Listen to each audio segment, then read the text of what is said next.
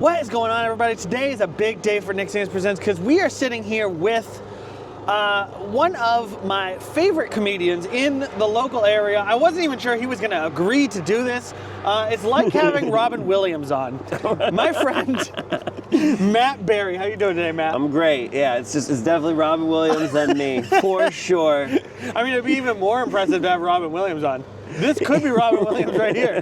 It's Robin Williams. Robin Williams showed up to in the afterlife is and gardening. Ozzy is sitting in the back there. That's dark. All right. So hey, Robin Williams isn't anywhere in the Hippo's top 5 comedians in New Hampshire. Just to be abundantly clear. I have looked. Yeah, when it comes to the Hippo, I'm kicking the shit out of Robin Williams. So, why don't you just give me like a 20, 30-second rundown of like who you are, what you do, and what brings you to this coveted seat today. So yeah, Matt Berry. I'm a comedian based out of Manchester, New Hampshire. Work all over New England. Would like to work more places. Beyond I'm a comedian, I don't know much to say. I mean, that's enough. Yeah, and always wanted to be on the show. We've been trying to do this for a while, but I'm not a successful enough comedian for that to be my only job. So it's like I always had to work. So it was awesome to coordinate this and get together and everything. Tell me a little bit about what was it like. Do you remember what it was like starting out in comedy? Like, what? Yeah. How did you first kind of get started? Yeah, so I've been doing comedy for 14 years, and so it's been enough time for like stuff to change, like not just like culturally, but even like technologically. Like I know we still had smartphones when I started comedy, but I didn't have one, and quite a few comedians didn't have one. So it was way more like notebooks back then. Just everyone walking around like writing in notebooks like serial killers. Like it was just, and people were always leaving their notebooks behind at shows. So then some stranger is finding a comedy notebook, and like comedians don't write jokes like with all the words in it. It's just they're just finding. Like it just says like toaster dildo circus and that's like the note for the joke and people have to wonder. But so I started at Shaskeen in Manchester a million hosts ago. It was Nick David was hosting at the time. It was a weekly comedy contest. It was 15 comedians every week, and whoever just Nick the host thought was the funniest got $50.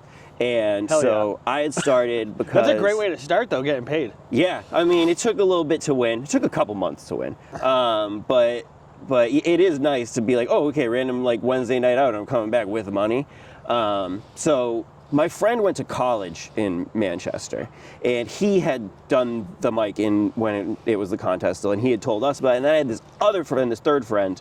He was the one who really wanted to do it. He was like, hey, remember the stand-up thing you went to in college? What if we did that? And that was like our plan, is we're all back from college now. We're like 23 years old, and we're going to go do the comedy thing. So we all go do it one night. Goes well. Like in comedy, typically your first set goes pretty well because like A, your expectations are lowered, and B, like it's the musician album thing. It's the amalgamation of everything of your life at that point to draw on. And so it went pretty well and everything, and we were like, let's go do this again. The next day, one of those friends gets an internship at David Letterman, and so he's not going to be in the group anymore.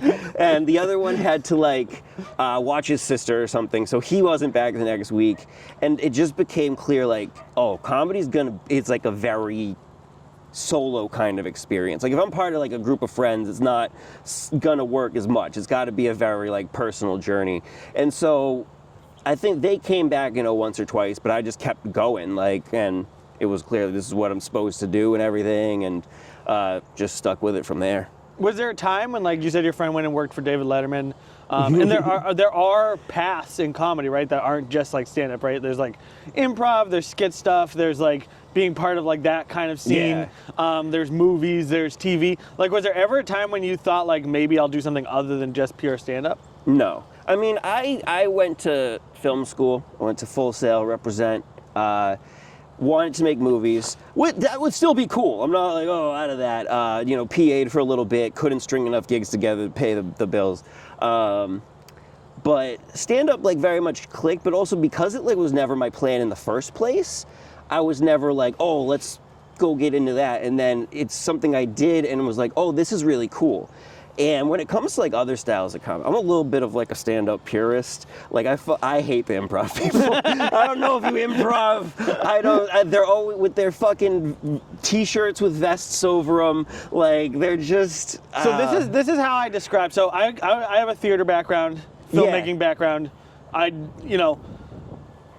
The problem with theater and even film in a lot of ways is like the community are just not my people. Like I never was like after doing a show for like theater, I was never like I can't wait to go party with these people. Yeah, you know what I mean. And I did high school theater too, and I 100%. I'm with you. And that is actually the biggest thing I found about stand-up is like when I went there. Now that I'm there and I'm hanging out with people and like I made all these friends, it's like these are the people that I was actually looking for. Like this is the group of people that like I want to be a part of.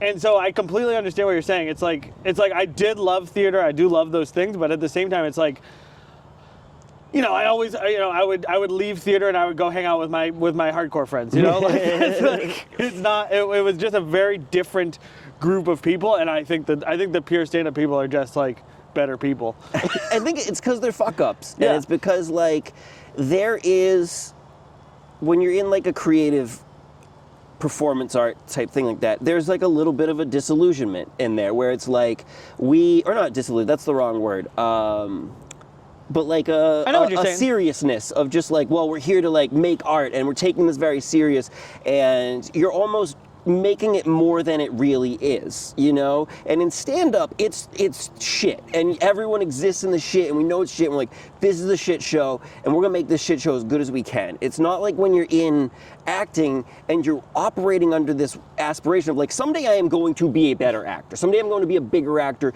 This is leading to the real legit acting stuff, it feels like. At least that's how it felt for me when I was there. And it was like, this is, we're working our way up in the acting world, where it's like stand-up, it's like, it's always just been this. And I know that there's people who are like, go into it and they want to do specials and everything. And I've never been that guy. And I mean, that would still be cool. I'm not being like, don't do specials. That's awesome when people do specials. But like, I've never, like, I went into stand-up and I liked doing it on a local level. And it didn't even occur to me until I was in it for like a couple months that like, the shows that we're doing are like connected to all the other comedy shows. Right. That is like comedy as the industry does extend to those open mics and everything. And that's really neat. But part of like my satisfaction with stand-up, and I think a lot of comedians, is that they have fun doing it in this capacity. And it's not like, oh, I have this dream and I'm making my indie movies to try to get the studio movie later. This is what I want to be doing. And that's kind of what I like about it. It has a brutal realism to it. Well, it does have like a really, and like I should be careful because I've only been doing stand-up for a year, so like I don't want to speak for the stand-up community. But like I think it's funny that because I have done all those other things. Like I have made short films, and like it's easy when you make a short film to just be like, this is great. It's just nobody gets it. Yeah. Right. But like when you're doing stand-up, it's like if they don't laugh, it's not that it's hilarious and they just don't get it. It's because you're not funny. Yeah. There's an honesty to it. It's great. That brutality of getting up there and doing that is something that is weirdly thrilling, and it's almost like failing at it is what brings you back more so than winning at it, which is weird. And it makes it so concrete of just like, you don't have to put something out there and not really know how. It's like you immediately know how it is. Right. Like, and that helps. I mean, comedians are obviously all egomaniacs because it's a bunch of people who are like, I'm going to stand up in this room and say everyone in the room should listen to me right now. But to just know, it's like, oh, I went in there, I got the best applause. I'm not under any illusions thinking I'm the best right now. It goes both ways. Like when you succeed, it makes you feel that much better because it feels so legitimate. And that's what keeps you coming back through like the shittier ones. Let me ask you this. You've been doing this for a long time now. You've been doing it long enough where, like, there was a time when it wasn't as popular as it is today. Absolutely not. One of the things I see a lot of, especially in our political climate, is like this almost like sanctifying of comedy as like this holy grail where like it's okay to talk. Oh, yeah. Do you feel as though that is douchey. Is douchey? Yeah, Because yeah. like I see a lot of people talking about it, and it's like, well, ultimately, like we're just standing up there telling dick jokes. Like it's Yeah. not Yeah, really you're as not- like truth to power as I feel like a lot of people want it to be. Yeah, I don't think that, I do think that there is, I don't think, I'm very much not an artist as a comedian, I don't mean to invalidate people who are, but it's obviously a controversial name to bring up, but on Louis, the TV show, there's this episode on there where Louis is playing at a club and Jim Florentine plays his opener, and he is all like fart and poop jokes. And he's like farting into the microphone and everything. That's me. And, and he's crushing. And then Louis goes up there, he tries to be all introspective and philosophical, and no one gives a shit. And eventually, they get toward the end of the weekend, and the club owner says, we're gonna flip you, and you're gonna be in the middle, and Fart Guy's gonna go last. And Louis is being a dick to Fart Guy, and Fart Guy says, listen, you think this is some art, but it's a bar trick. That's what it is. No one is here for you. They're here because they want to have a good time, and they want to get drunk, and they want to laugh, and they want to go home and bang their wives, and that's what this is about. And that has always kind of been my philosophy here, where it's we're in bars on a weeknight doing this a lot of the time. Often to nobody. Yeah, you're not a revolutionary, man. You're just some weirdo. And so I don't buy into the whole comedian, this is comedians are the people who get to speak and criticize the world. If you do yeah, that's great. If your comedy is pointing out how things are fucked up, that is very funny and legitimate. But the glorifying of comedians as the philosophers of our time, I'm not really down with. I think people forget that even George Carlin wasn't he wasn't because I feel that's the one everybody points to as the guy, but even he he wasn't really thought of that way until recently. Yeah. I feel he was until maybe after he was already dead, that people were wow, he really was speaking. I feel at the time he just wanted to be funny too, Yeah, I wasn't there at the time. No, so I wasn't there at the time. I wasn't there at the time either. But you know what I mean. I feel it was never a thing while he was alive. Maybe I might be wrong. Someone could correct me, but yeah, I mean his most famous bit is about swears. It's not about taking down the patriarchy or anything. I love Carlin, but yeah. I mean, who doesn't love Carlin? Yeah, it's awesome. So you are the number one hippo. Number 3 hippo. Number 3? I thought you were the number 1. I'm the number 1 if you don't count dudes who are from Maine. Okay. The number 3, see, that was a little bit, that's what it was. That's a little bit of a bad. You can't do that, all right? That's not fair. I am the highest ranking comedian on that list who's not making a living at it from New Hampshire. Yeah. From New Hampshire. You talked a little bit about how you were a bar comic, right? And I feel that sums up your style really well. Yeah. Where you were kind of saying you want to do a special, but it's not kind of your main focus. Yeah. Your focus is to kind of be there in the club with the people that you're making laugh. Is that a naturally evolved thing, or did you work on that? Is that something you wanted? It's just that's the capacity I met comedy in. That's the majority of. I mean, I guess that most of my shit's not bars. Most of it's VFWs, which is not wildly different. But just it's always been that very kind of what's the best way to say it? I've always been into stuff that is kind of not necessarily pedestrian, but or low class, but of the common man. I like comic books, I like pro wrestling, I like horror movies, I like those things that are very much regarded as the lower level things, and fell in love with comic very much because of that, because it was this grungy weeknight bar, we're the fuck ups, but we're doing something with it, and so that's just, I guess, why my style stuck with that and everything, and whenever I've done ritzier gigs, I feel I'm able to bring that into it too. But that's just the part of comedy that I always really liked. I always say I'm white trash. Yeah. You know what I mean? But occasionally I get to go up and meet people who aren't white trash. And as long as I can bring my culture to them, you know what I mean? Yeah. I'm super white trash. Look at this lawn. I would like to point out Matt doesn't rake, or maybe he does, but he hasn't yet. No. And that's the kind of shit Don't rake your lawns. It's fucking stupid. No, they dissolve. You're Why gonna be would gone. you need to do that? They're gonna be gone in a couple months. By the time spring comes around, you're never gonna see them again, and it's good for your lawn to leave the leaves there. So I really respect that about you. Oh, thank you. More than anything is the lack of. Well, plus, of lawn how are care. you supposed to rake around all this shit? So you're not. You said you went to film school. Yeah. What was that like? And like, have you Fucking always? ruled. So you've always been sort of like, I hate the term artsy. Like you were talking about carrying I'm notebooks definitely around. not artsy. You know what Yeah. I am? Is I'm one of millions of white dudes who, when they were 16 years old, saw Pulp Fiction and was like, "This is the most important thing that has ever happened to me," and was like, "This is what we're doing from now on." And so I was just one of those guys, like a dime a dozen film school guy, and it was the best. It was some of the best times of my life. I loved it.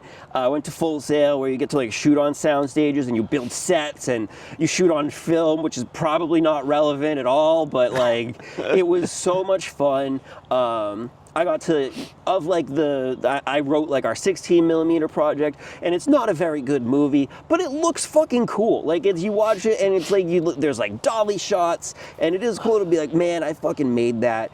It was 95% dudes. It was mostly dudes, and mostly dudes who were just like me.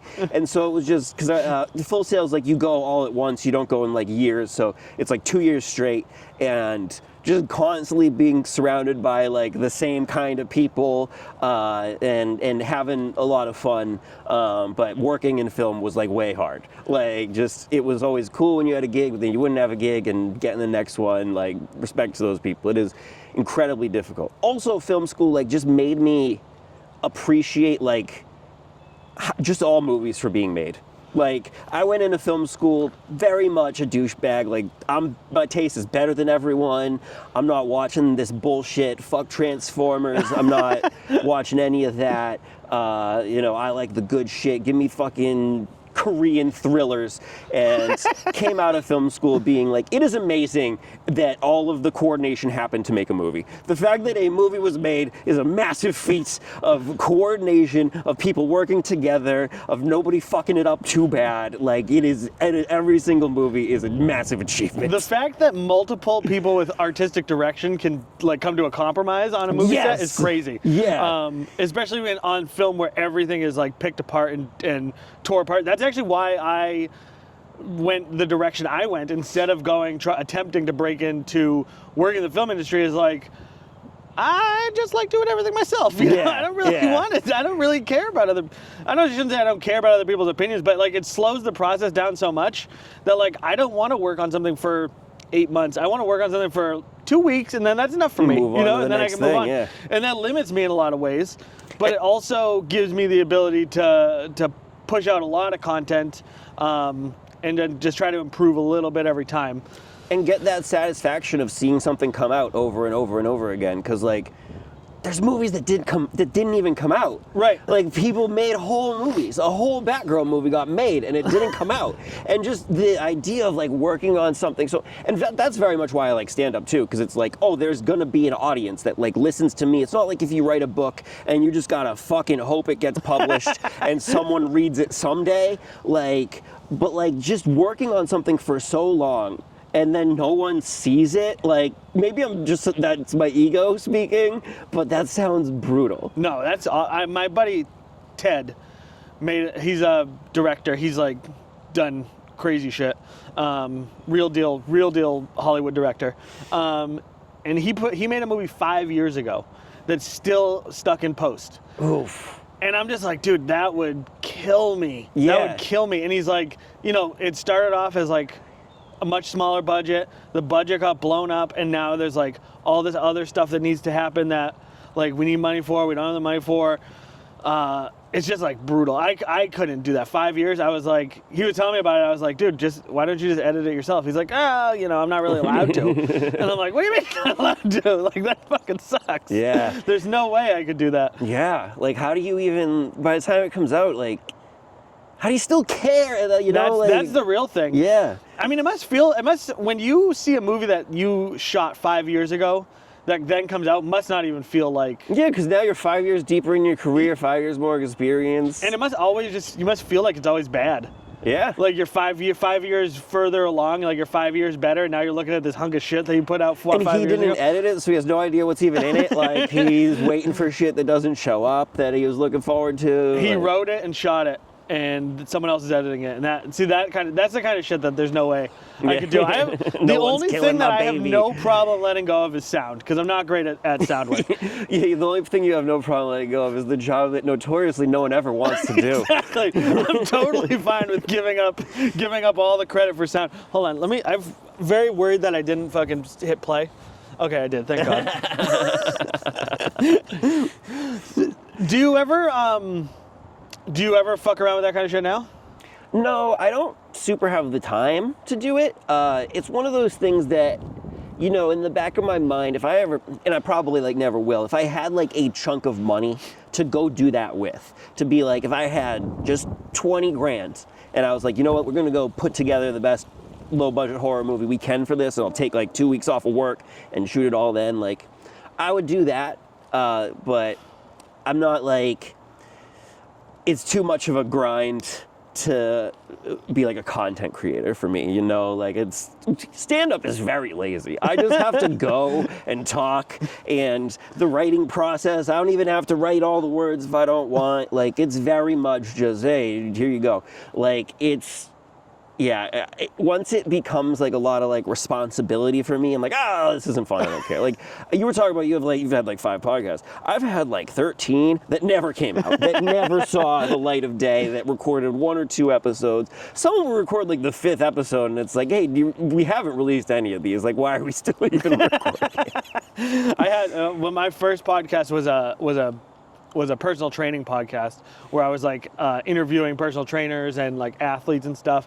And that was before any of the infrastructure was in place to actually have a podcast. Yeah. So I was like recording it on my phone that would just sit between us, and then I would have to edit it inside of I do all of my sound editing with Premiere. Okay. Because I'm just like I just know that, like, I don't use any of the actual sound editing. Yeah, you're not gonna go buy Pro Tools and shit. Yeah, like I just don't do that. I mean, I own them, I just don't like them. So like, I cannot figure out how to use Audition to save my fucking life. But yeah, so then you would upload it. I would upload it to my website that I bought, and then like have to share the link through my website, and then at that time you could share your like feed to Apple. And Spotify didn't exist yet, and there were like 2 or 3 other platforms, like one that was major in China.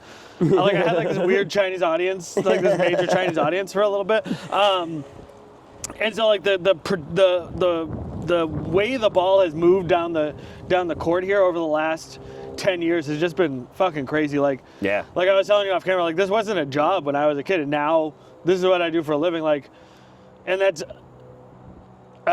You know, not to get too much in the weeds here, but like all I ever wanted to do was make people happy and like make people laugh and have fun for a living. You know what I mean? Yeah.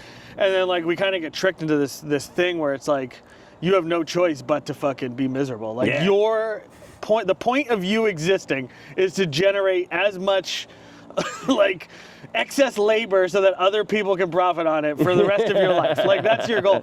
And then you know, like a couple years ago, I was just like, fuck, I can't do it anymore. Like I'm ready to kill myself. I cannot keep doing this. Like they're like looking at 30 years more of fucking this is just enough to make me want to die. And like, so I was like, I have no choice. Like I have to figure out how to make this work.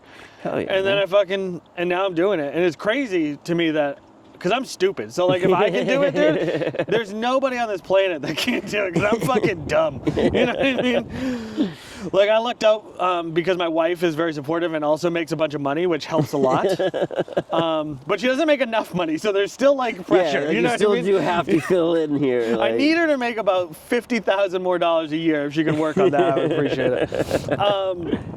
But yeah, it's this very funny thing. It's like when you talk about how, you know, comics used to carry notebooks around all the time. Like that must have been normal for you because you went to film school. And like you talk about serial killers, you know, but to me it's like that artsy girl in high school with like a beret, smoking a clove, carrying around her notebook. Like that's who I think of when I think of like, and it's funny the way it's like, they're like, The gender definitely affects it. Yeah. Girl with a notebook is a very different vibe than dude with a notebook. Dude in sweatpants with a notebook. Yeah, They're like- always wearing sweatpants. I always think of like, you ever see Seven when they go in and he has like the bookshelf full of composition notebooks? Like that's just the vibe I always get when I just see a guy writing in a notebook in public. I'm like, your phone does that. Like, why are you? What are you doing? Yeah. Even before, like, men never really, like, this is so fucking stupid to say. Normal dudes didn't carry notebooks around. No. You know what? The comics who are still writing in notebooks, those are the ones who are the philosophers of our time. That's the people who are into that theory. Like maybe there's a haiku or something scattered in those pages. Do you think that there's anything, is there a benefit to writing hand as opposed to? In school, they tell me that people who handwrite notes tend to retain the information better. I don't know if I've ever personally experienced that. My notes in school are as haphazard as my notes in comedy, where like sometimes I come home and I'm just like, oh fuck, I just wrote personal jurisdiction and nothing about like what that means. So there's that, I guess. Maybe some people are just like, I don't know, you're a comedian because you're fucking quirky. Like, so I guess it's just like, As evidenced by the jacket. yeah, obviously. I mean, people want to be creative. I feel like people writing in a notebook makes people feel more creative than jotting it on their phone. You know, you feel more like an artist when you have a physical representation, like that you could, as much as you should never show anyone your comedy notebook. It's going to be terrifying. You could if you wanted to, and be like, oh, check it out. Like, I have comedian friends. Jay DeMille is a very funny comedian in Australia right now, who has like will occasionally take pictures of like all of their notebooks, like just like piles and piles of them, and that is a cool thing to be like, oh wow, and there's like years written on the sides, to have this physical manifestation of all the jokes you've written, where it's like mine, I guess, are just like, I'm sure I've forgotten shit that I could still be using because I never wrote it down. The question is like, how often do you go through those old notebooks to find shit? You know what I mean? Yeah, I guess. It's helpful to have it, but like I have journals from when I was in high school, and nothing makes me cringe more than going back and reading my journal from high school. You know what I mean? Like it's not. I feel like the juice isn't worth the squeeze at that point. Every once in a while, I'll like find an old notebook from like 8 years ago, and I'll be like, oh, you know what? I forgot about some of these. Maybe I can like try to rework these and make them work. It has about a 0% success rate, but at least it's like been fun to do, I guess. Where it's just like, yeah, you know what? We're never making this joke about ancient Egypt work or something like. We're gonna get there, I swear to God. So what you just kind of touched on about you, one of the things I find most impressive about you is that you are fucking also going to law school. Yeah. You also like held a full-time job. And Yeah. you also are doing shows like what, 3-4 times a week? I mean, Not that often. it feels like it. So I'm not that much of an open mic hustler. Like I love Laugh Attic. Laugh Attic is the No, I best feel like you fucking have open booked mic. shows 3 or 4 times a week. I'll have this month. I didn't take as many because it's October. I'm a spooky person. I like to do spooky shit. Usually it's like at least one a week for booked shows. Now that I'm in school, I'm still feeling it out. I might try to stick to one a week. I kind of need the money of 2 a week, but it is a little bit like tough when it's like, okay, I'm gonna go do a show Friday night, do a show Saturday night, do all my homework Sunday night. But yeah, I started to get booked like pretty early on, comparatively, like within a year of starting, and that's not that I'm so fucking good. Like the types of shows that are available to make money on are not particularly glamorous shows. And if you are very much a comedy as an art type of person, you don't particularly give a fuck about doing a show for a bunch of 50-year-olds in an American Legion. And I respect that that's not everyone's vibe. I, went into comedy not expecting anything. It was a thing to do with my bros. And so when it became like, hey, you can make a couple $100 a weekend if you go do this, it's like, well, okay. Like, yeah, I'm not living the dream of like, doing, I do headline clubs, but not, obviously there's not Now a lot you of do. them. Now Yeah, you yeah, do. yeah. But when you're first starting. Even for some, but now like still most of my shit is not headlining clubs. Like Right. It's like every once in a while, I'm very fortunate enough to do that. Go see me at Nick's Comedy Stop, November 14th.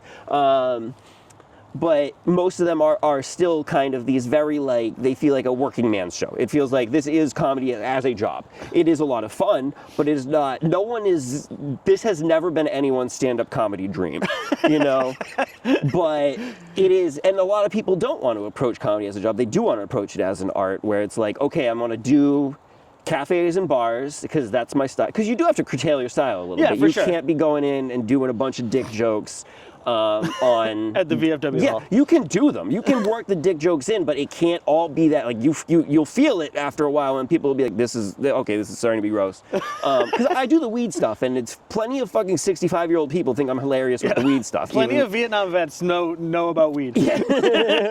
It's the only thing that got them through. Yeah, and so it's a lot of those, and it's a certain kind of comedian to do those, but I have a lot of fun with those. You know, it's you got to be a little sellouty, you know, and I'm fine with that. Like you make money when you sell out. Yeah, I was gonna say, the thing is like I don't see it as selling out, and like this is because I don't like you say you curtail your show or whatever, but I mean I've seen you perform in rooms where you're not doing like your grossest material or whatever, and like it's still funny, like it's still in your voice, like it's still I'm still me. I'm not like, it's not a bunch of like, oh, I wrote all these specifically for these shows, but there are like I'm in the paid shows on weekends, I'm never getting even vaguely political on those, you know, at Laugh Addict. And that's what makes Laugh Addict so fucking great, is because even if it doesn't work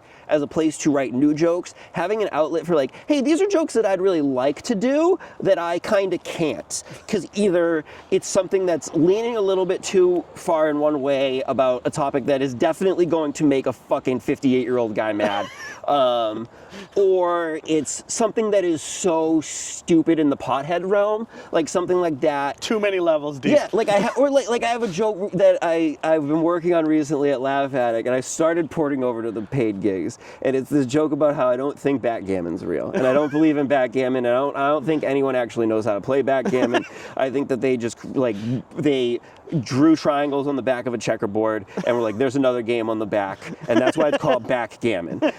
That's like, and so did it at Laugh Addict, and you know, there's a lot of potheads there, and it did pretty fucking well, like both or all three times I did it there. And then on Thursday I did it at like a paid show in Warner. Everybody there is like at least 50 years old, because that's the only people who have money to do it, and people were just like, what? To the point where it then became like my go-to callback in the set whenever a joke did well, to be like, would have been cool if you guys laughed that hard at the backgammon thing. Like at one point a guy like for one joke just said like, I like that one, and I was like, thank you, thanks. Be nice if you liked all of them, but I'm glad I got you with one. I like it's funny, it's like I run into the same thing. I'm not a pothead, but I do run into the same thing with like internet culture, where I'll be like writing a joke and I'll be like, wait a minute, it's like a tier 7 meme. Like nobody's gonna get that because I'm so fucking brain rotted. Like I can't. That one's not gonna work. I gotta have pictures on stage to explain this. I come up with jokes sometimes that are not jokes. They're just weird high thoughts. Like had this like I got high. I was fascinated by the concept of like, okay, you go from 100, you go to 1,000. You allegedly got high. I got high in Massachusetts specifically. This story did not take place in New Hampshire. This is also in Warner. And I was like thinking about how it's like, okay, you go from tens to hundreds to thousands, then you go to 10,000s, then 100,000s, but you don't go to 1,000,000s. Then it's like a million after that, and it's like, where is like but then when you get up to, you know, the next thousand, then it's like you to 10 million, 100 million, not 1,000 million. Now you just have a billion. Why did we decide to cut it off there? Like, why is it not constantly compounding like tens and hundreds and thousands are? And they appear in all of them. And it turns out that's not actually a joke, and that has no setup or punchline. That was just a weird thing I was thinking of, and then I found myself on stage saying that, and I'm like, oh, all right, this is okay. One time, Ben Salinas told a joke that was kind of like that, and Danny got up on the mic and was like, Ben, Jokes need punchlines. That wasn't a joke. That was just an idea. That was just a concept. Hey, that's what open mics are for, you know? It's like, hey, maybe, I know this isn't a joke now. Maybe by the time I'm done saying it up there, I'll have come up with something, but it doesn't always happen. So anyways, one of the, what I was saying before is like, you're now in college. You decided to go back to college. Yeah. Not just any old college. You decided to go to fucking law school. It's not to that. become a lawyer. Yeah, it's not as crazy. And I've been in law school not for a long time, only for like 3 months at this point. It's not as hard as people have said so far. And granted, I haven't gotten very many grades back yet. I got like an 84 in the one class we're getting grades in so far. We took midterms that we haven't gotten back. I felt like I knew what I was talking about on the midterms. I'll be honest, I feel like law school's hard. Notoriously so. Okay, so they give you a lot of like cases to read. And hopefully no one from the law schools watches this. Sometimes I don't read all the cases. And fortunately, in one of my classes is civil procedure. It's like how to sue people and shit. Everyone who's ever been in law school learns the same cases in civil procedure because they're landmark cases that influence how the system works, and they then work a certain way from there on. So everybody's reading fucking international shoe in civil procedure. So you just gotta Google international shoe, and there is 10 million things being like, this is the point, okay? This is the thing that you gotta bring forward from this. And you don't necessarily gotta read the whole thing.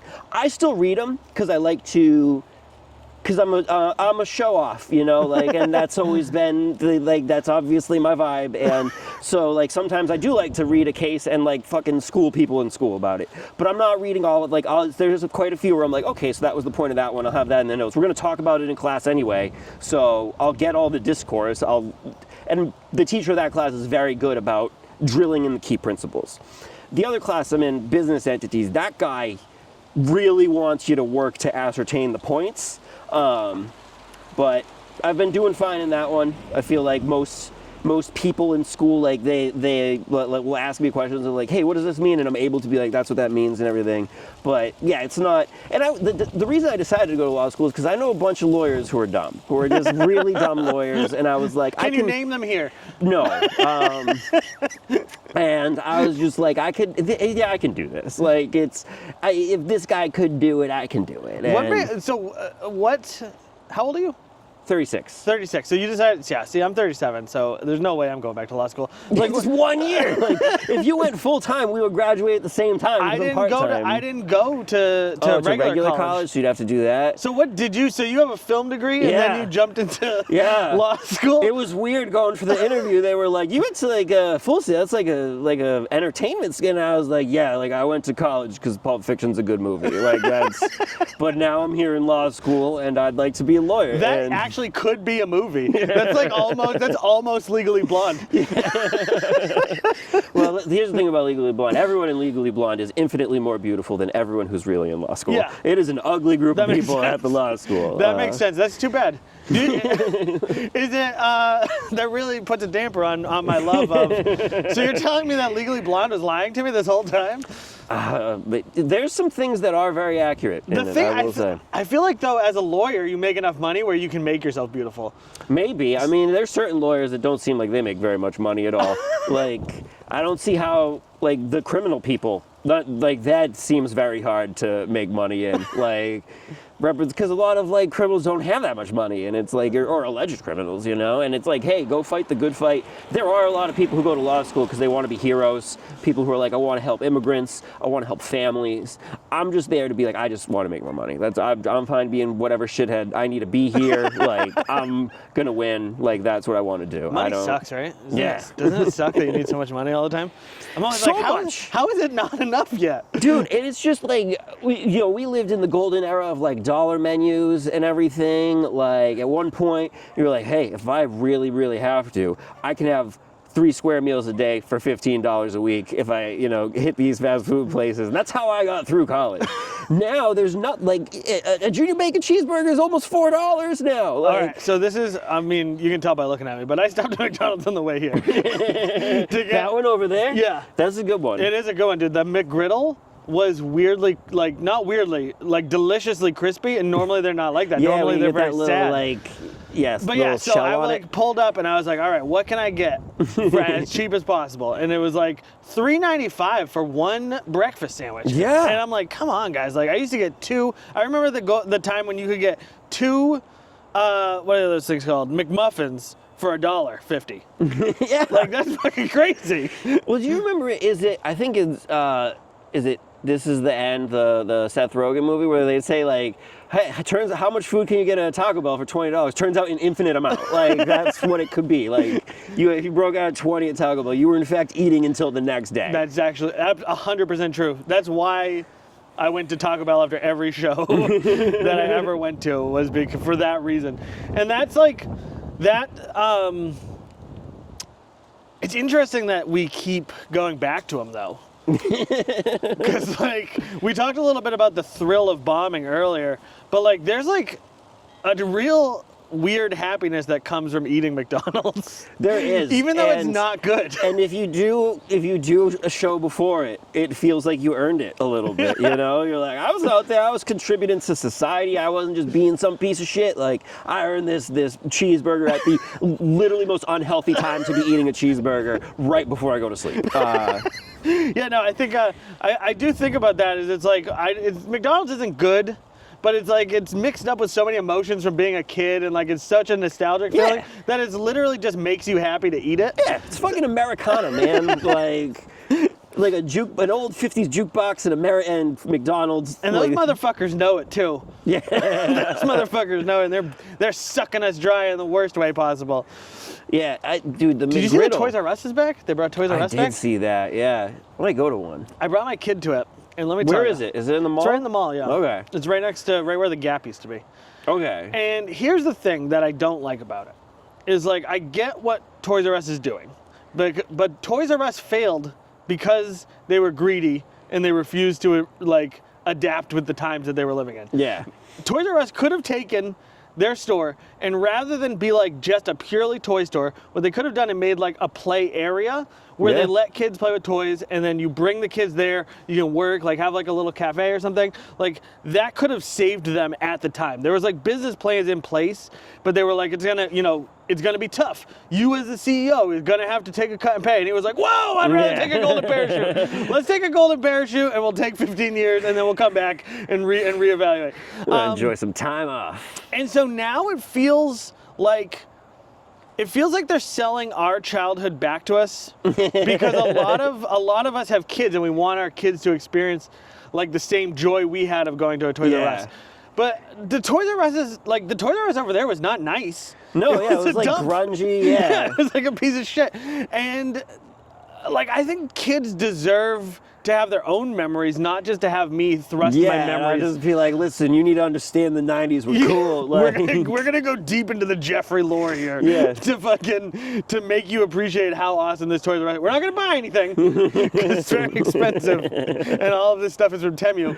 But we are gonna talk about Jeffrey a little bit. But hey, like, there's really no excuse that Toys R Us shouldn't have, like, Toys R Us should have outlasted Barnes & Noble. Like, the fact that Barnes & Noble has managed to keep on going and never seems to, like, be in trouble or anything. Like, every Barnes & Noble is the size of a fucking castle. Dude. Like, it's the largest store you can go to. It's like, how is this doing fine? Like, Best Buy? How does Best Buy survive? Yeah, how the fuck? Who's going to Best Buy for anything? The only reason you go to Best Buy is to see fucking what the thing looks like in person before you go buy it on Amazon. Yeah, once like physical media stopped being a thing, I stopped shopping at Best Buy. Dude, I was thinking about this the other day. Like, obviously I was a movie kid, and just like it's so funny with physical. Maybe it's because I was a young person. The confidence. Every time that physical media was going to be the last physical media, I bought so many fucking DVDs, dude. I bought like over 200 DVDs. It was like my favorite thing to do. Like the little amount of money I made working at like an iParty. It's like, all right, we're gonna hit Best Buy. We're gonna be in the DVD aisle for like half an hour, looking at everything, and I'm gonna take some DVDs home. And now I have them all just because I won't throw them away. And it's just I will rent something on Amazon that I have on DVD because I don't want to put it in the PlayStation 4. Like, so I actually think about this the other day too, because I remember when Netflix came out and they would mail you DVDs, and so I would fucking steal I would copy them I would order from shit. Netflix. I had literally like 2 or 3 binders full of like Just hundreds burn of DVDs. Movies I didn't even want or like or anything, but like I was just like, I can now have them all. You know? I think at one point they limited the amount you could get because of people like 2. you. Yeah. You could get 2 at a time. So I would get them there, do them, and then fucking send them back. And like the way the recording process worked is you could do it so fast that like I would while one was going, I would watch the other one, and then I would switch them, send them back the next day. It'd take 2-3 days to get there, and then 2-3 days to send them back. I had hundreds of DVDs, hundreds. Yeah. And you could get anything on Netflix back then. You could literally, any movie you wanted for that monthly fee of like $9 a month, you could get through like the DVD service. And now Netflix costs twice as much, and there's never anything on it. And there's no ads. I mean, and there were no ads. You didn't have to worry about ads. Yeah. And ads didn't even used to suck. Like, you used to look forward to movie trailers because it was the only way you were going to hear about new movies coming out. Yeah. And now they fucking suck. And I would do anything in my power except pay more money to want to watch ads. And most ads seem to be for various medicines. Yeah. Like, that seems to be, like, Wegovy, and then... I don't know about you, maybe my algorithm's different, but most of them are for my dick. It's like a lot of dick medication. I'm not getting the dick ones. I'm getting a lot of dick medication. No, you know what we do get all the time is there's one ad for like HPV vaccination, but like the start of it is like, oh, when your kid turns 8, he's not going to be hugging you at the school bus stop anymore. And I've seen this ad 400 times. I have no idea how the fuck that connects to HPV at all. It's just, maybe it's like, oh, it's never too early to have your kids vaccinated for HPV or something, but it's real weird because it seems like it's going to be for Flintstone vitamins for a second, and then it's like the human papillomavirus causes cervical cancer, and you're like, what? Maybe like HPV is like rabies, but for emotions. Like if they get it, they're not going to love you anymore. They won't hug you anymore, or you won't be able to hug them because you can't risk getting HPV. HPV sucks because.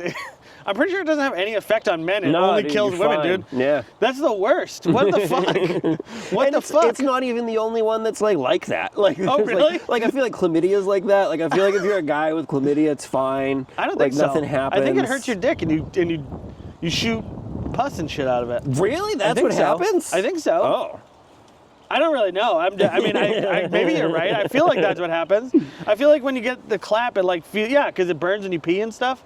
I didn't know that was chlamydia. I thought that was like just anything. I think the clap is chlamydia. Oh man. In the comments, if you can let us know if the clap is chlamydia. I won't say famously, but the other day I admitted on Alex's podcast that I've never wore a condom before, so I should probably know more about STDs than I do. Dude, the clap is so good because it's like the Black Death in terms of like the name. Like you gave this other name to it. Like it's so funny instead of just having it be what it's called. Because like other things don't have that. Like AIDS never had that. AIDS was always AIDS. Maybe it's because it was in too poor taste or something to give it a fun name. Like 9/11 never had that. How come we never gave a fun name to 9/11? We could. I mean, I guess we've made enough memes at this point. Yeah. The George W. Bush final fucking. It's fun that during our lifetimes we've been able to watch the whole 9/11 cycle happen of just like, this is absolutely not funny, to then that kind of long period of like, when is it gonna be okay? Like at a certain point it's gonna be okay, right? And to make a joke and then eventually it was. I feel like we're there, baby. There's lots of jokes about 9/11 yeah. now. I still remember the first one I ever heard. It was from my friend Emily. I'll tell you here. So, what was the last pizza delivered to the Twin Towers? 2 planes. That was the first 9/11 joke. My friend Emily told me that, and it's only been downhill since then. I had a friend he had a girlfriend who was from New York, and this particular friend was very edgy with his sense of humor. So he was a little early on the 9/11 joke curve, but she was saying that. Like, she was like, you really don't understand how bad 9/11 was like New Yorkers do. And then she says that school was canceled and she had to walk home 2 miles from school. And it was like, I feel like that undercuts 9/11 way more, like, than any joke, than to say your earnest struggle of walking 2 miles. Oh, I was thinking it was bad because she was also terrified for her life. No. That was just maybe that was implied and I didn't pick up on it. I'm not good with cues. I'm not good.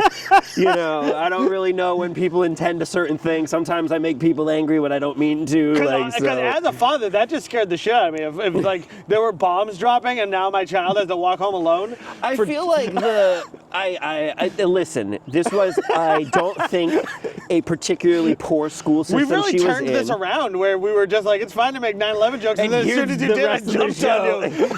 Jumped on you. Chiding me for the subject you brought up. Is this what you do? You're like, I'm gonna goad people into talking about 9/11 and then chastise them for it? Like, this is what I do, yeah. How dare you? Have you never seen the show? This is exactly what I do. Every episode is about 9/11. Have you never seen the thumbnails are all just the smoking Twin Towers and me going like this? It's weird. Like, this, on the surface, the podcast seems to be about, like, local businesses and stuff, but it's secretly a 9/11 podcast, and not like a conspiracy one, just a it's so funny one. I always thought about doing like the opposite of like having a podcast. And obviously, like, the world of comedy podcasts is a very large genre. And so I always thought of, like, starting a podcast that was, on its surface, ostensibly, like, a marine biology podcast. But really, it's just guys, like, white guys hanging out talking about stuff like every other fucking podcast. But, like, there'd be, like, one, like marine biology fact of the week, just so I could be in, like, a different category on iTunes, and I'm on a different chart, and I don't have to fight Kevin Smith. Like, I just have to, like, I can go be, like, the number 4 in a genre no one really gives a fuck about, That's actually brilliant. That's a great idea. And then you could have, like, just once every, like for like your first episode and your 100th episode, you could actually have a marine biologist on, and then other than that, it's just like whoever the fuck will come on. Because I feel like marine biologists want to do that too. Like, I feel like there's a lot of marine biologists out there being like, no one's talking to us, Like, I got into this because of the Shark Week shows. No one from Shark Week has called me. Well, it's funny that because I have a lot of weird like interests where, like, a lot of the ones that are like science or like math based, all of the podcasts are essentially that. It's like they do kind of have like a rough topic that they're talking about, but none of the actual science or math or any of like the smart stuff you can even really pick up just through audio. And so you're listening to them, and then you're like, listen, and eventually they start talking about something else, and you're like, oh, okay, I'm getting smarter. I'm learning coding right now. But like, you can't have a coding podcast if you're not seeing the code. You're not seeing it work out. Or if you don't understand coding and they start talking about stuff that like that you have no idea about, like there's no assistance for you there. So like, you just kind of have to listen to it until they start talking about stuff that's not the actual reason you would listen to the podcast. And you can start relating to them, and then you can just go tell people you listen to the coding podcast. Exactly.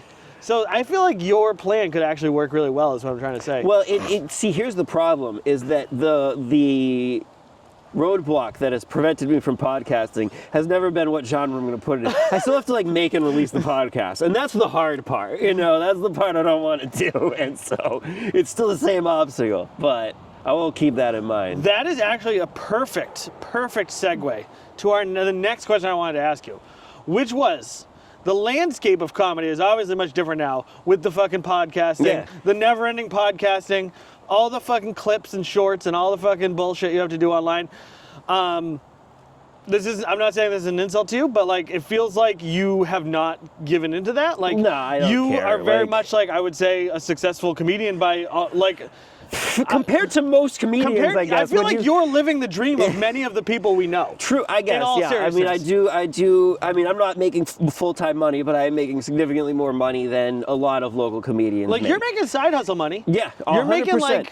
enough money that, like, when I'm not doing comedy, I'm like, oh, this really sucks. Yeah. Like, enough money that I can't not do it. Like, but it seems like there's two paths in stand-up, and like, it's like, you can either be, like, really popular online, and then you can maybe get things that you're not really prepared to do. Yeah, well, or you can go.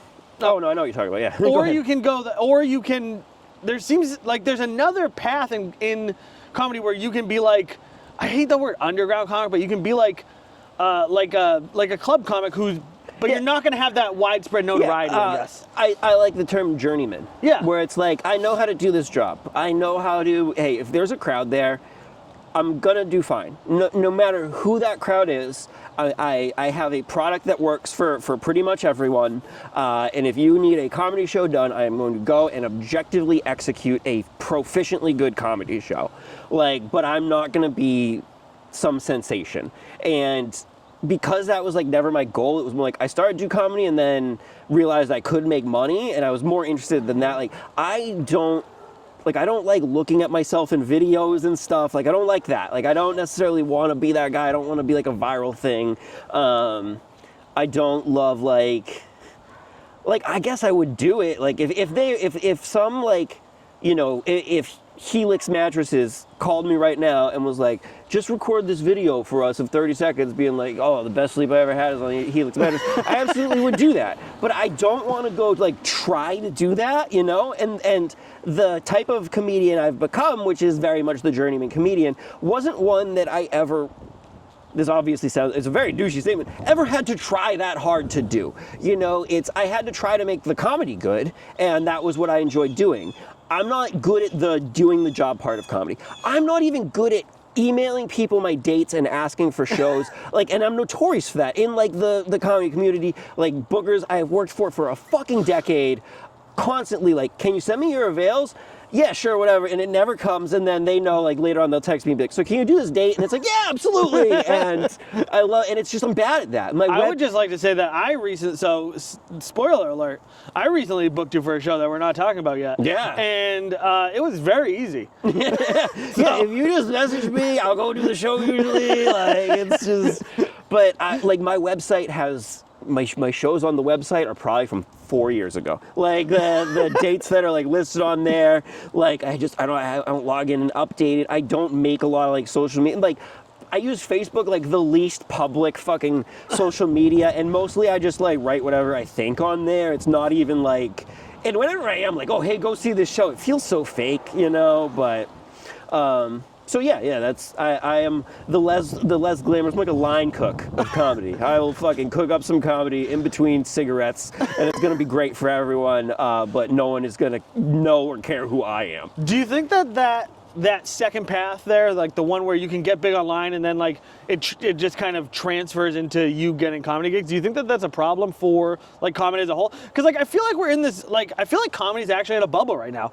Like I feel like everybody is getting into comedy, myself included. I mean, I've only been doing it for a fucking year. I didn't even realize there were open mics that existed up here, you know what I mean, until a year ago. And so like, do you think that is going to end up being a problem down the road where like people who maybe aren't prepared to get bigger shows do, and then it bites them? Or do you think that no, because when you take like a viral media sensation and you're booking them at your club, you're honestly not booking them to be funny, you're booking them to make money, and there's no shame in that. That is the business. And I'm not gonna get some headlining spot at like at some big club, and like, because there's a lot of them where it's like how much of you need to draw.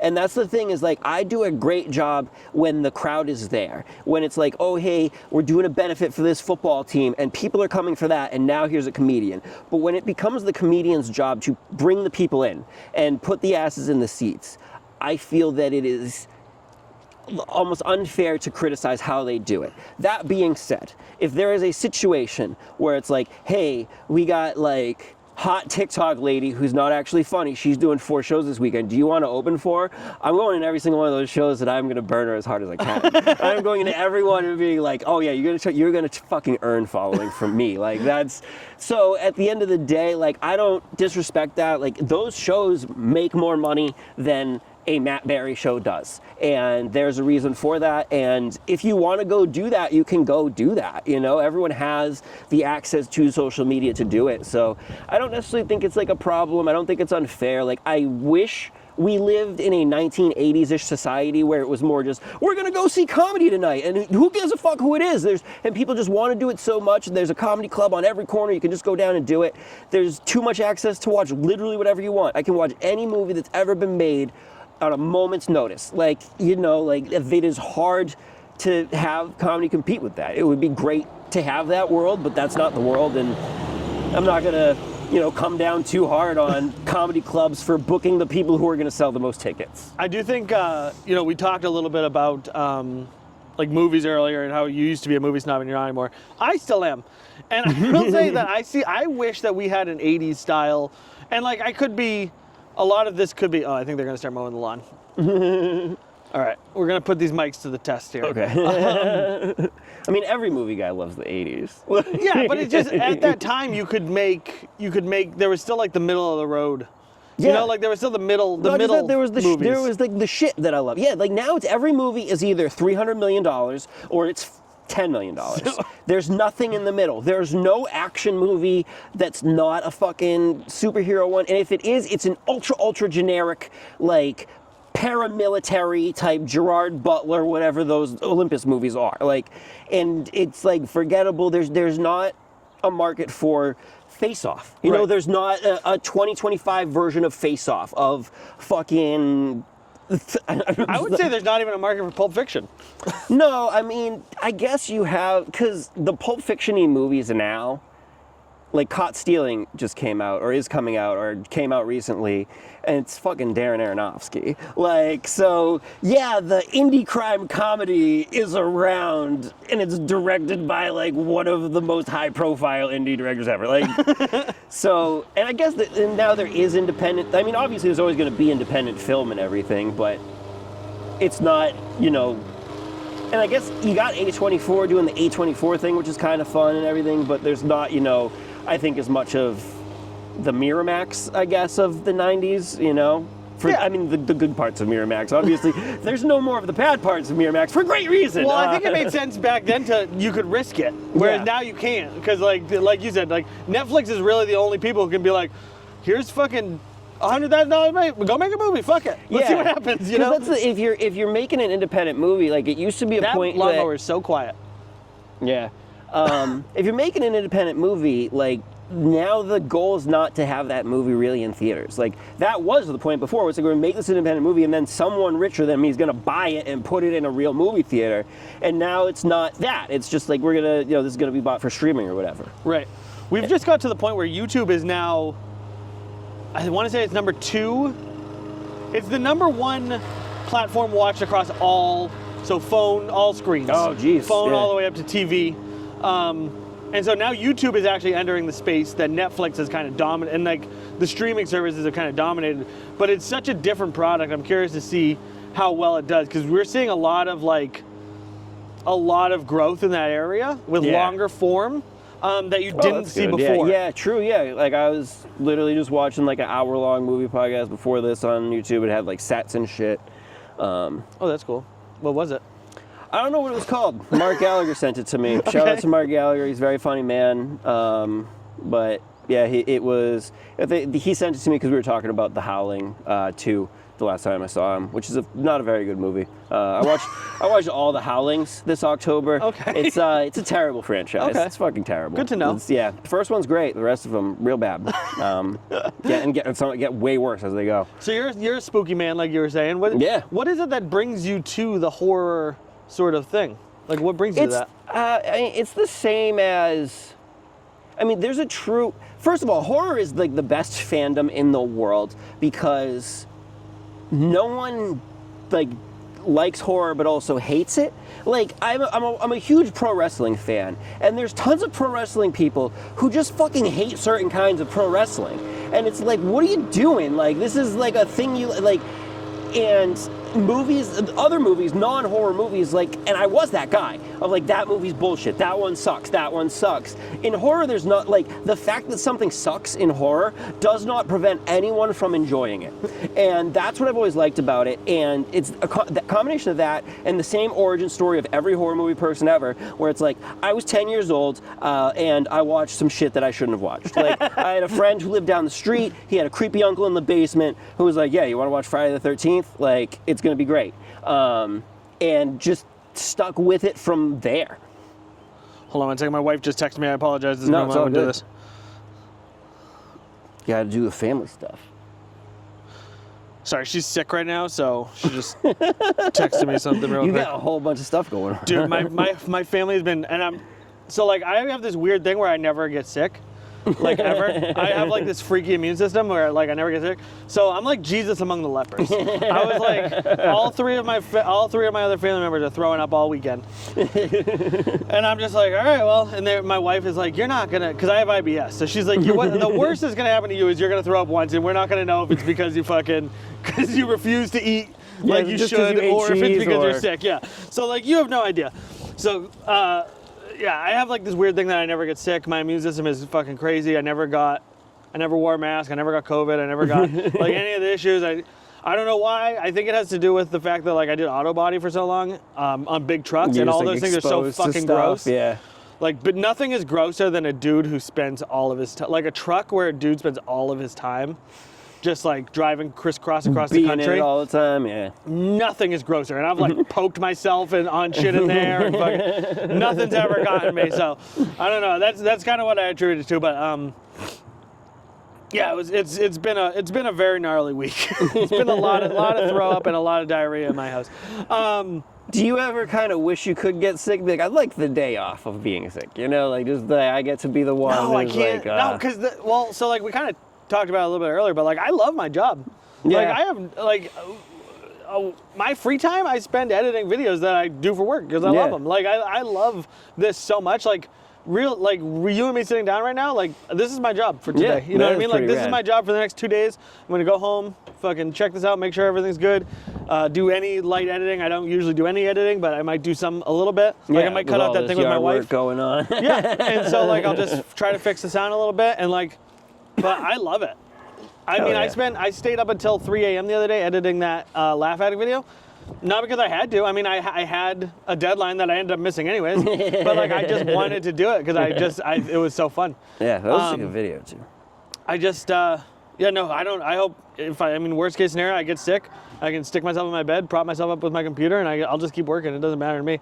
Nice. I've always really enjoyed work. So like even when it was a job I hate, like I like the ritual of going to work, doing my job, getting things done. Like I like the feeling of productivity. I like basically all the parts of work, which has made the rest of my life much easier. So, you know, it's like, even on days when, I mean, I basically started this gig because I was too fucking high strung to just sit around with my family on the weekends, you know? Yeah. Like I started making videos. When I was a kid, I made videos because I made skate videos for my friends. Oh, nice. And then now I kind of picked it back up because I started, my son, I would take him to the park and I would make like these like epic, you know, like edits of him like climbing shit and like crazy music and stuff and over the top shit. And like, so that's where it started. And it was really just because like I couldn't just sit there and watch him fucking play. I had to make it about me. So I tried to make skate videos as a teenager, but none of us could skate really. So. Yeah, no, I mean, it was a lot of attempts, a lot of footage of failed kick flips over 2 sets. Yeah. I mean, that was I mean, the best parts of skate videos were never the actual skating, anyways. You know what I mean? Like you would watch the skating, but then it was always like that's why Jackass and CKY were so popular. It's funny. I literally just wrote a thing about this that I'm putting on my Substack. But like, I rewatched the CKY videos the other day. And it's fucking crazy watching those from the perspective of an adult. Because like I remember thinking this is the fucking craziest shit that you could do, and like it got there. I mean the Jackass movies got really fucking out of control. CKY was not that. You know what I mean? No. It's like them jumping into dirt piles, like them doing it's pretty dumb. It's pretty dumb shit. That's where they were doing a lot. They started doing a lot of shopping cart stuff in that, right? Yeah, shopping carts. The shopping carts were in there. Like running down the aisle and knocking over all the paper towels. Yeah. Like I would say the craziest thing they did was they would tie furniture to the back of a truck like by a rope and they would drag it down the street. Like that was probably the most dangerous. But like, it's just funny watching it now. And then like I was thinking about how. Like Bam's parents, like I always thought like this was like these kids in rebellion, but like it's not. Watching the video, you're like these parents are so supportive. Like this is the equivalent of like Serena Williams's like dad taking them to fucking tennis camp. You know what I mean? Like scrimping and saving up money to bring them to tennis camp. Like they were so supportive of them and like helped them and did all the, like Phil was talking about how like he would go when Bam first started getting into skating, like Bam would have all these spots he wanted to go, and Phil would drive them hours just to go skate these spots, just to hang out and fucking do nothing. It's not this like counterculture as it seems. Yeah, like it's just funny how you watch it. A dream. You watch it now, and it's like this was actually kind of like sweet. You know what I mean? And the other weird one is that they're 10 years older than us, or 10 years older than us, and 11 years older than you because you're younger than me. We don't split hairs when we get to that amount of years. Like when it's like 3 or 4 years, it's like okay, but like once it's over 10, like it's fine. So they're like 10 years older than us, and so when I was watching them as a kid, it was like, oh, these are almost adults. Yeah. These are like people. You know what I mean? And like I'm watching them do this shit, and now I watch it like, look at these little kids. This is adorable. Like it's so cute. And well, plus you also hear about so many of them. It's like Chris Rabb, like that ended, and he had to just go be a waiter. Like it was like, oh, that was so cool. Like these people were like 22, and MTV was like, this can be your job. And then after that, like, and then they didn't have the go-getter attitude of you. Like none of them were in like the production. They were I would argue that they do. Like, well, some of them did. Bam, yeah, Steve-O. I mean, Bam did. Steve-O definitely did. Steve-O had like a hustle to him, but like for every one of them, there was a Raekwon, there was a Rab himself. Like, they were just kind of in the friend group, and it was like, oh hey, we know how to do this. Like Bam went and made his own show and everything off of it, but like not all of them had that. And then I think, like, what the fuck were Aaron McGeehee and Dave England doing in between Jackass movies? Right. Like, what was up with that? Like, what? Well, who's the one who always wore the Speedo in the Jackass movie? Pontius, I think. Pontius, that's who it was. When they did Cribs, MTV Cribs, he was living in his car. Oh, do you remember that? I don't remember that one. They were like, hey, I remember the Red Man one, but not him. Cribs was like, hey, can we come to your house? And he was like, yeah, sure. Like, he didn't tell them, but he was living in his car, like, next to the Hollywood sign. Yeah. I don't think very many of those guys made much money off of that. No, I mean, they made... MTV, they all got, like, our MTV fucked them on Jackass 1. Yeah. Like, hard. Really hard. Oh, yeah. Like, the later movies, they made money. But I don't think they made much money for, like, the show. No, they didn't. And they also, like, the money they did make kind of got squandered. And I think it kind of sounds like MTV and, like, the producers really kind of fucked the like, Johnny Knoxville did well. Yeah. I think Bam got fucked, and that's one of the reasons that, like, he's so... like he is now. Yeah, he's making his comeback now. Good for him. Dude, it's fucking crazy watching him skate. I don't know. So you were into skating, so like, isn't it? I mean, I don't know if you've been following it, but like he's been skating hard like he used to skate. Yeah, like and he said he couldn't even do it for like a long time. It's really awesome to see. He's got like his new wife. He's fucking like really. I don't know. It's there is a surprising longevity to skateboarders. Like it doesn't seem like a sport you would be able to do at an advanced age, and yet Tony Hawk is in his 60s, is shredding half pipes and stuff. And I know he's been doing it his whole life, and he has a ton of money, so he can like obviously take very good care of himself.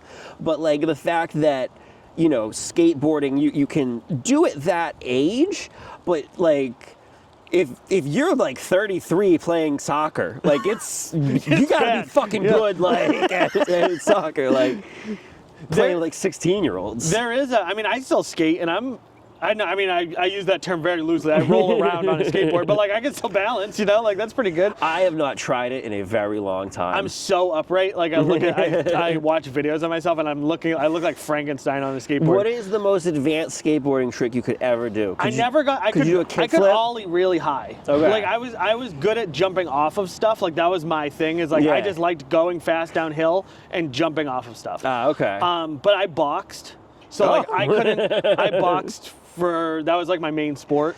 Damn. So like I couldn't risk hurting my hands or like my wrists. Down or anything, so I never did anything that was like really scary. Other than like, I mean, yeah, like I could ollie really high. That was like I could ollie like high because I was very light, but I had really strong like squats, like because I lifted too, so I was like squat a lot and shit. And stuff, so like I was able to ollie super high and bring my feet up really high. I could probably ollie 2 feet. Oh shit! Like pretty high. Nice. Like I could probably ollie up to that. Like I could ollie over parking cones and stuff. Damn. I had an okay ollie, not that high, but I think the best thing I ever did. I think one time I did a pop, shove it, rock to fakie, and that was as advanced as it ever got. Which is the skateboarding people are gonna be like, oh, that's like one of the easiest tricks, but other people are gonna be like, that was a lot of words in that. That's the thing about skateboarding is like.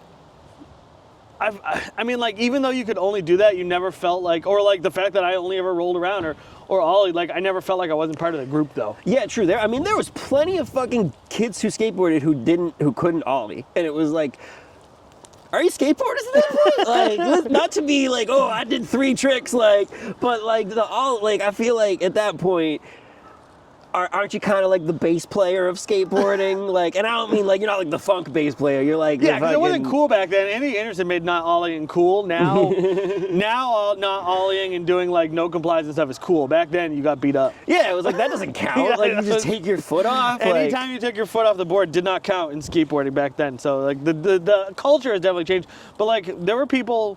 I mean, there were plenty of times that I would go to the skate park and just sit there and hang out. And nobody was ever like, you don't belong here. Like, this, you're not, you know what I mean? It was like everybody was always super nice and inclusive. It didn't matter how much you sucked or how good you were. There was like a leveling factor to it, which I thought was cool. Yeah, 100%. But it's also like there wasn't, at least in my area, wasn't very many people who were good at skateboarding. Yeah. Like, so there wasn't like enough to form an elite class of like, it was like, there was like 2 people who were good at skateboarding and then everyone else kind of sucked. Like, it was like, well, I can drop in, I'm going to try to jump up and grind that rail and I'm going to get on it and then fall off and never reach the end for the rest of my life. Like, well, I think there were definitely good people around here. You grew up in Manchester, right? No, I'm from Hudson originally. Okay. So in Manchester, there was definitely good people.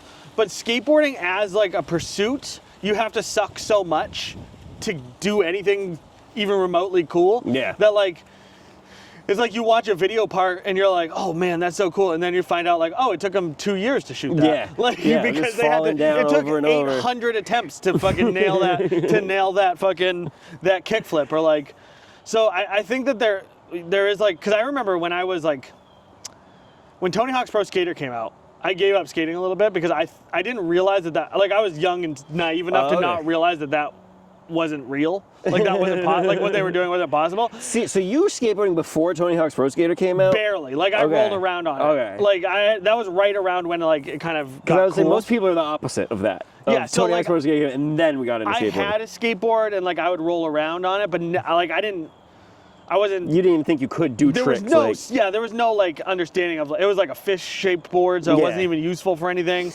And I remember watching playing Tony Hawk's Pro Skater, not realizing it was impossible to do any of this shit, and thinking like, there's no way that I can ever get good at this. I have a hard time going down a hill if it's too long. Yeah, like, there's no way I could ever do this. So like I gave up skateboarding, and then until I met some friends who were like, yeah, no, Tony Hawk's that's not real. And I was like, fuck, really?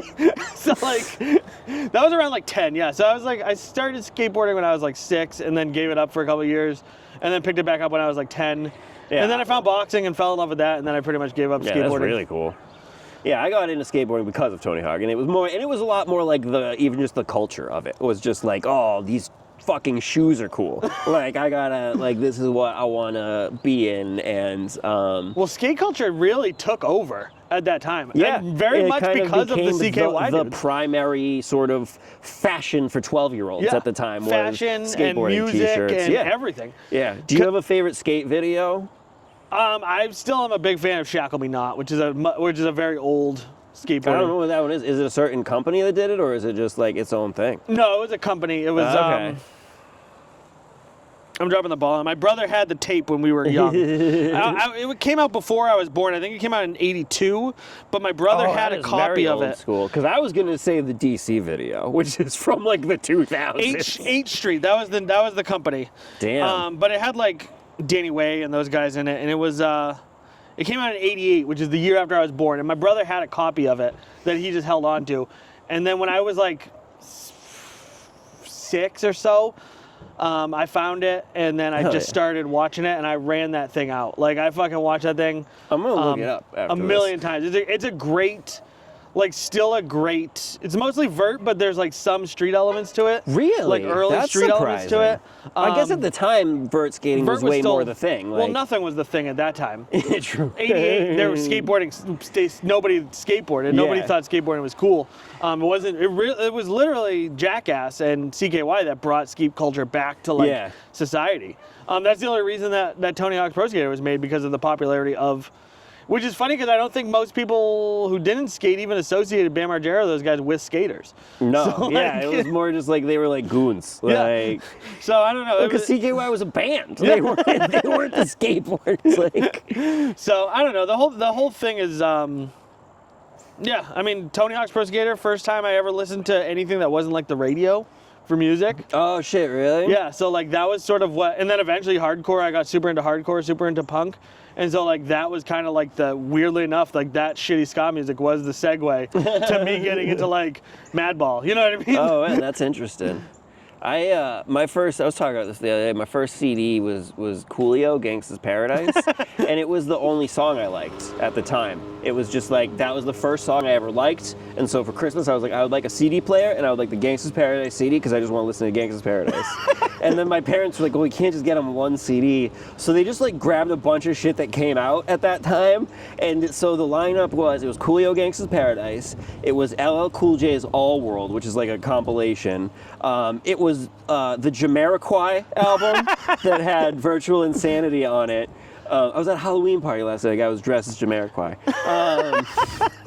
It deep was cut. Korn's Life is Peachy. I was like 6 years old. And they got Korn's Life is Peachy, the Sugar Ray album. This that actually had explains I a Just lot. Want to Fly. This actually explains a lot. I think Bush Razorblade Suitcase was in there, and it was like that lineup was I remember my first ever cassette tape I got. I actually, my parents bought me a cassette player when I was. And actually, probably a lot of shit happened around the age of 6 because I was around the age of 6 that I got my first tape deck, and they got me TLC. Oh, Crazy Sexy Cool? Crazy Sexy Cool. That's a banger. They got me Jock Jams. Okay. And they got me a like white noise, like ocean sounds tape. I guess this guy's gonna have to settle down after listening Which to was Crazy the Sexy one I Cool. actually liked the most. Which was actually the one I liked the most. That was the first year they got me Magic cards too. That was like the year Magic came out. But yeah, those are my first 3 tapes, and then I saved up and I don't even know why I did this, because my parents were always really cool about media. Like they would let me pretty much watch whatever, listen to whatever music and stuff. But for some reason I thought that I don't know if I invented in my head, or maybe like I just felt like they wouldn't let me, but I would only spend half of my lunch money at school. For like 2 weeks I didn't buy my actual lunch, I just bought a milk for lunch. Yeah. And then when they weren't paying attention at like the mall, I went and bought Evil Empire by Rage Against the Machine. Okay. And I would listen to it on my even brother's that Walkman. crazy. In my brother's Walkman in my closet. Until one time they found me and they were like, "What are you doing?" And I was like, "Nothing." And they were like, "What? Like, what is this?" And I was like, it's a song, it's an album. And they were like, "You can just listen to it. What are you doing? Rage Against the Machine. Like, why are you doing this?" Like, it's one thing if it's like Mayhem or something, you know, like something that has a little more Cannibal eyebrow Corpse. raising, yeah. Yeah, no, I don't know why, but for some reason I really thought like they were going to be opposed to me listening to it, and so I didn't. Was it just like even stuff bring it up like to them. "Fuck you, I won't do what you tell me's" on there? Is that on that Probably. one, or is that on No, Down I in don't Los think that's the one. Angeles? This is the rolling down Bodeo with a Yeah. shotgun. They ain't seen a brown-skinned man since their grandparents ballin'. But I didn't even know the songs. That's the thing. I don't know why I didn't listen to the album before I bought it. So you didn't even know I it was didn't even know what contraband, was on like- it. I just, for some reason, I thought like maybe it was advertised in Hot Topic, and that's why I. And we're just like, or I gotta something. know I don't that know what is. it was. It may not. I don't even know if Hot Topic was around then. But Do you remember like CDs having commercials on TV? Like not just like fucking Yeah. that's what I call music. Like I remember the Drowning Pool album had a commercial, and it was like "Go Get Sinner" by Drowning Pool now at Newberry Comics. And I did. I went and I bought it. It was worked. fantastic. Like- It worked. Do you remember the fucking pan flute guy in the mall? Oh, yeah, That yeah. had the commercials. I always wondered. Zamfir, I think, was the guy. The guy That who was had his the name. commercials. How do you know his name? He is on the. If it's the same guy, he's on the Kill Bill soundtrack. How many can there be? Well, every mall has a pan flute guy. Okay. They're not all Zamfir. I think Zamfir had the commercials, but every mall has a pan flute guy, and there's a million of those guys. Okay, I think maybe I saw the Zamfir one and didn't realize it was a different person. Or it could have been the local guy. Because I was always wondering how he afforded to fucking get a TV commercial. Oh, yeah, no, I think, listen, man, do you think they all look the same? When you're 6, yes. No, it's like South Park has When a you're whole... 6 in New Hampshire and you've only seen And like, that's the 3 guy. minorities in your entire Clearly life, only yes. one man has ever played the pan flute, because everyone else who played pan flute was a satyr. Yeah, they're dead now. They're gone. They've become extinct. But there was a South Park episode about that where they become like a Peruvian pan flute band and huck CDs in the mall.